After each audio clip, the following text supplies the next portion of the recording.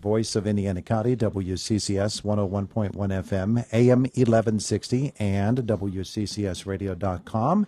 And it is a Monday morning. We're glad that you're with us here today. I'm stalling because my computer's not set up yet, and for some reason, Clinton, it's not going. Right? Yeah. Isn't that the way that it goes? Computers have Mondays as well.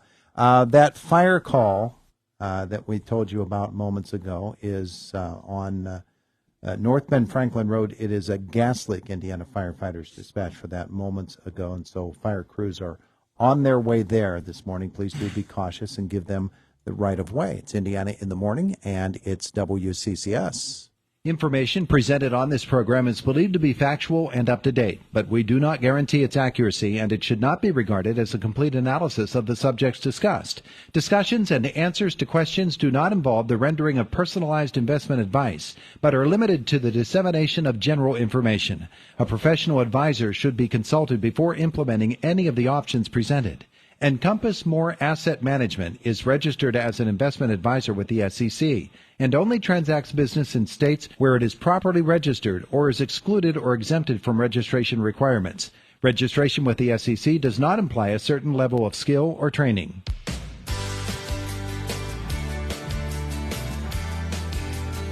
And Clinton Smith and Galen Bargerstock are with us this morning. Let's get it rolling here. GCES. Guys, good morning. How are you? Good morning. Doing great. Good to have you both with us, Clint. You just pointed out this Super Bowl day, isn't it? It is. I'm feeling super today. That's good. Yeah. That's good for the United Way of Indiana County. Yeah. We've, we've supported a lot of different charities at GCES. United Way is probably number one. I did the campaign before. I've enjoyed watching Jimmy and helping Jimmy and Joyce this year. The Super Bowl is today. You can actually still get orders of soup. They have 9th Street Deli, Romeo's,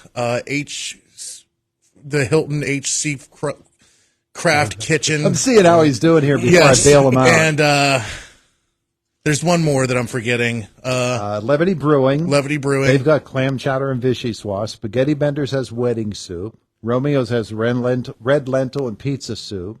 C.H. Field's Craft Kitchen has beer cheese with pretzel croutons and creamy dill pickle soup. And 9th Street Deli has Baja chicken enchilada.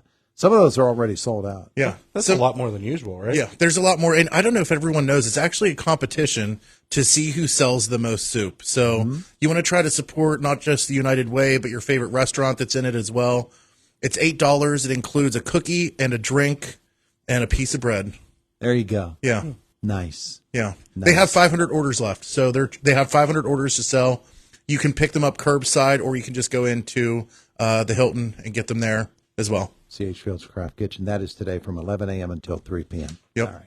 Meanwhile, back at the GCES home front, we asked last session if folks wanted to ask you some questions, they could, and you actually got an email of somebody with a question. Yep. So you can call into Renda if you have a question. You can email Shauna at gcs.us. You can also email mornings@wccsradio.com.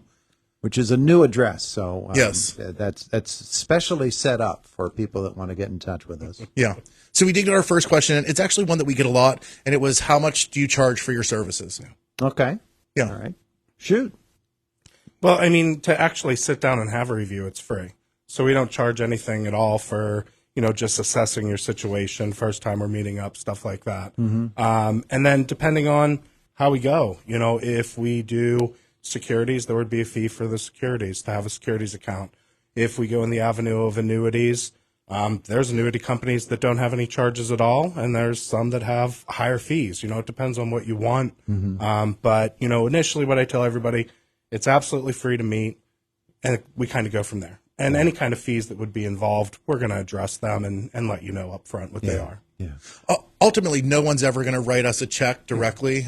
We get paid from the companies that we represent. We're independent, so we have a ton of different companies to choose from, and it really depends on what you get inside of those companies, on whether or not there's a fee or not. And we deal with a lot of stuff that doesn't have a fee, too. So some people are more worried about the fee, but honestly, the stuff that does have fees tends to perform a little bit better, I would think, and is managed a little bit more closely. Oh, yeah. I mean, it's managed on the side as if we're managing it into a securities account. And, if an annuity has a fee built into it, it's usually for an enhanced rider which would give some kind of extra feature. Yeah. like income for life. And you're doing those sorts of things in order to make money at it for your retirement, and therefore you're going to more than recoup what you're paying in a fee. Exactly. Ultimately, anything that we sell, we have to prove that it's better than what the people already have. Yeah. Because we're securities licensed, we're held to a higher standard where we can't sell something if it's worse for the client. It won't go through. We call it suitability. As soon as we write an application or a policy for someone, whether it's an annuity or a security, it goes to suitability first. And that's just to make sure that it's suitable for the client and that it's better than what they already have. So we literally have to prove on paper, this is what they're coming from, and this is what they're going to, and this is why it's better. All right. So off of that first question that somebody asked you, Galen, I want to develop that a little bit further. That initial consultation is going to not take a whole lot of time, is it? It's not going to somebody doesn't have to say, all right, here goes 6 hours of my day. Well, I mean, I don't want to limit you. So if you come in and you have questions, there's no specific time frame where I'm going to boot you out the door. But, what I would say is primarily 45 minutes to an hour. But there's sometimes that I've went 2.5 hours just addressing people's questions. So it really just depends on what people ask. Yeah. Do people with that initial consultation, do they typically bring you a whole big shoebox full of stuff? Yeah, most of the time. It's kind of been great having all the people come in from the radio show into the office.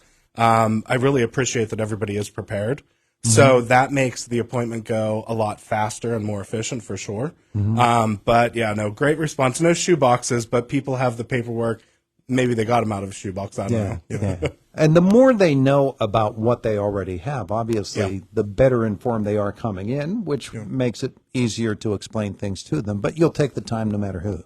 Correct. Yeah. And people with, I would say larger employers like state employees, they have great websites where they can just log on, print out their personal information and bring that into me. And that's all I really need. Federal employees, same thing. So if you're with a bigger employer, most likely you're going to be able to obtain your pension information a lot faster than, an independent small shop company. Somebody who's been working for their company for 30, 45, 50 years, they started when it was a whole different world in which they started when they began to save for retirement.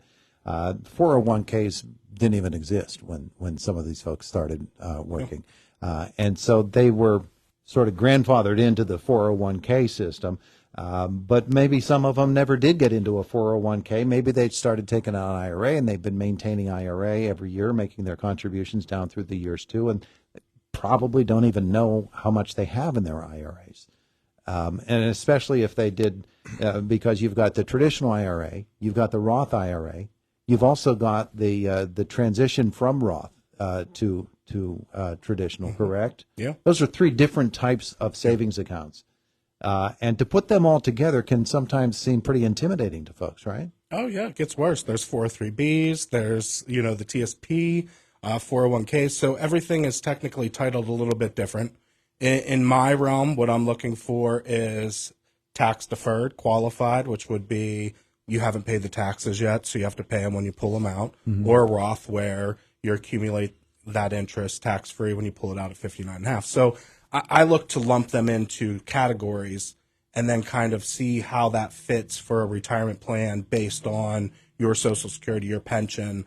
I primarily look for your loss of income, and that's what the outside investments are designed to do. They're to help bridge that gap from a loss to make it positive, so you're making what you're making now for the rest of your life. In other words, I'm retiring, therefore I'm going to lose that income for my everyday, and so what do I do to replace it, Clint? Yeah. Well, that's honestly, a lot of people don't know how to gauge retirement and look at it from a financial side.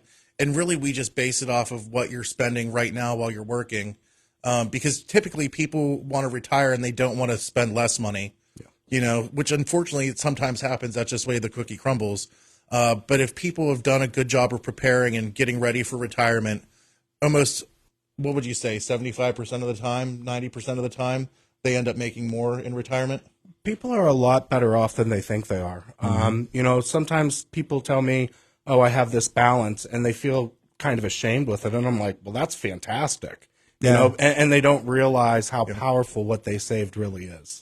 Yeah. Yeah. Well, there are a lot of people that, Clint, they you know, I'm retiring, therefore I'm going to take, okay, what am I paying for cable or for satellite TV? I'm going to cut that package because now I won't have that kind of income. I want to be more cautious. There are people you know, there are people who are liberal spenders and people who are much more conservative spenders, and they get a little bit frightened by the whole idea of it all.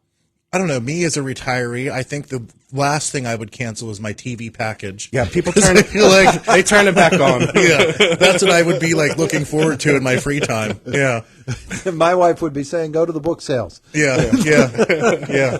It's and that's you know, whenever we sit down with people, we look at people. Hey, what do you want to do in retirement? You know, and that's something that Galen even talks to people about, is trying to look forward or look for things to do. Don't just retire and wait for something to find you. You know, the people that stay more active are the people that live longer, you know?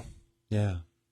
Well, there are also people that say, all my life I've been dreaming of having a place down south I could go to in the wintertime and then come back in the summertime, whether that's a camper at some place in Florida that you just pull up to in the fall and then come back in the spring, or whatever that happens to be. People have their dreams. They want their retirement to fund that, don't they?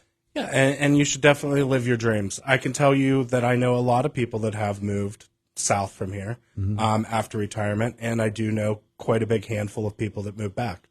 You know, so it sounds like a fantastic idea, and then you get down there and it's all new, and then you miss your family back home.